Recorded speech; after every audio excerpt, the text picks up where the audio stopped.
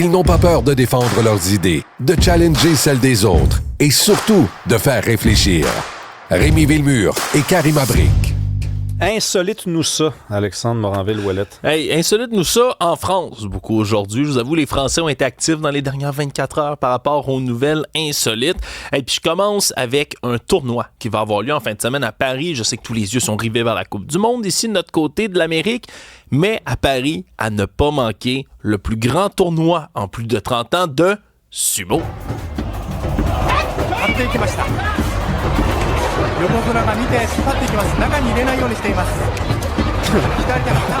Pour ceux qui nous suivent en visuel, un combat endiablé de sumo. Et oui, parce que c'est un sport qu'on connaît extrêmement peu ici, là, sincèrement. C'est le cas de le dire. Parce que c'est une compétition qui est extrêmement traditionnelle. Hein, le sumo, il y a toutes sortes là, de chorégraphies à respecter, toutes sortes de traditions. C'est très ancré dans le shintoïsme japonais, entre autres. Et c'est, malgré leur apparence, il y a des gens qui pensent que c'est juste des gros patapoufs. Pas du tout. Hein. C'est des gars qui suivent des régimes extrêmement serrés, là, dans le sens où ils mangent extrêmement beaucoup de calories, vont s'entraîner énormément dans une année. Et là, le truc, c'est que quand tu reçois un tournoi comme ça de sumo, il y a beaucoup d'accommodements à faire, OK? Puis ça m'a fait sourire la liste qui était tirée de tout ce qu'on doit faire à Paris pour être capable de recevoir un tournoi comme celui-là, à commencer par les sièges de toilettes qui sont renforcés partout dans le stade, l'aréna de Bercy, dans lequel on va recevoir le tournoi de sumo. Parce que oui, les sumos ne sont pas adaptés pour des toilettes normales.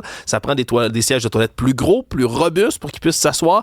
L'avion qui les transporte, 2 avions dans lesquels ils sont reçus, d'ailleurs, selon leur rang, hein, parce qu'ils ont différents tournois qui leur permettent d'avoir un classement mondial de sumo.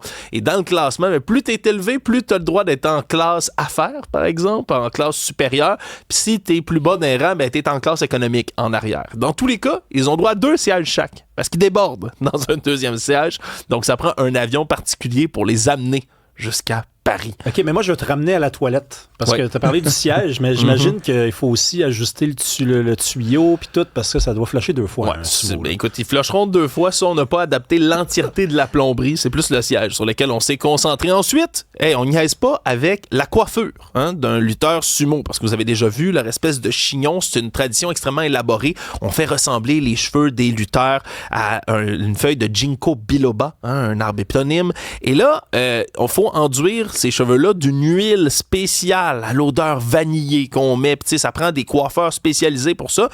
Mais c'est parce qu'on voulait s'assurer que l'eau de l'hôtel dans lequel restent les sumos est adaptée à l'huile. Là-bas, sont allés faire des tests, puis ils ont testé, entre autres, la minéralité de cette eau-là pour être sûr que sa teneur en calcaire était bonne pour l'huile. On ne niaise pas. Ensuite, on a dû aller faire analyser par un agronome la terre du doyo, qui est cette espèce d'arène dans laquelle les lutteurs sumo vont se battre, parce que faut que ce soit de la terre particulière. Et là, on est allé en chercher 10 tonnes de terre dans la région parisienne qui va permettre aux sumo de bien lutter. Puis en terminant, il y a 200 kg de sel de Guérande qu'on est allé chercher, parce qu'il faut lancer du sel. C'est ce que les lutteurs font avant. C'est une tradition shinto. Et la dernière fois qu'on a fait ça en 95 à Paris, tous les costumes des lutteurs qui venaient faire le tournoi ont brûlé dans un hangar. On avait mal fait attention et là, ils sont comme traumatisés, ça a de l'air.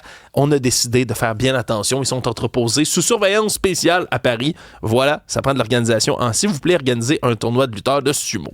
Mais là, c'est en France, hein, t'as bien mentionné. Ça se passe en France. En France, je veux pas tomber dans les stéréotypes, mais c'est beaucoup d'Asiatiques. Non, mais c'est beaucoup d'Asiatiques. Hein, c'est de tradition japonaise. C'est presque exclusivement des Japonais. C'est ça, je me dis, est-ce qu'il y a comme des Français sumo dans la compétition? Pas à ma connaissance. C'est surtout réservé à des Japonais, mais les Français raffolent de culture nippone, donc apprécient de recevoir là, comme ça, puis d'exposer. Puis, et vice-versa, hein, les Nippons sont absolument friands de culture française, de nourriture française, etc. Donc, ça leur permet de donner une belle vitrine au monde à ce sport-là qui est moins connu. Est-ce qu'on pourrait les recevoir à Montréal? Je pose la question. Écoute, on voulait pas du soccer, je sais pas si on va vouloir des sumo. Parle-nous de la Française qui a remporté le titre de pire photographe au monde. Parce que c'est le fun, il y a des prix pour les meilleurs, mais les pires. Oui, il y a un prix pour les pires, mais il n'est pas organisé par une association en particulier. Il est organisé plutôt par la compagnie aérienne Iceland Air, qui sont en Islande, bien évidemment. Eux ont lancé ce drôle de concours-là, qui est un concours touristique, vous l'aurez compris, depuis un petit moment, en disant on cherche le ou la pire photographe de la planète Terre pour venir en Islande, on vous paye au-dessus de 48 000 €.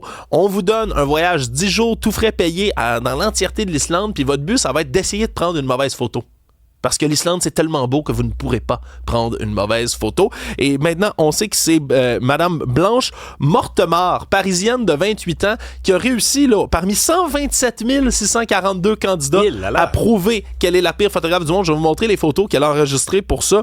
Alors, elle a réussi à rendre floue la Statue de la Liberté. C'est absolument très laid. Après ça, prenait une belle photo d'Oslo sous la neige. Hein, magnifique ville qu'elle a réussi à mettre, à rendre extrêmement laide avec son doigt dans la photo. Et ensuite, un égo-portrait qu'elle tentait de prendre avec une mouette, puis finalement, on voit son oreille au grand complet. C'est pas très classe, tout ça. Elle va essayer maintenant de prendre une terrible photo en Islande. On lui souhaite le pire. La photo avec l'oreille, je pense que je trouve pas ça si pire que ça, finalement. Parce qu'il y a mais peut-être qu'il y a un sens. On peut le trouver, à l'écoute des mouettes ou toute oui, toute mouette. OK, c'est fini. Bye bye. Bonne fin de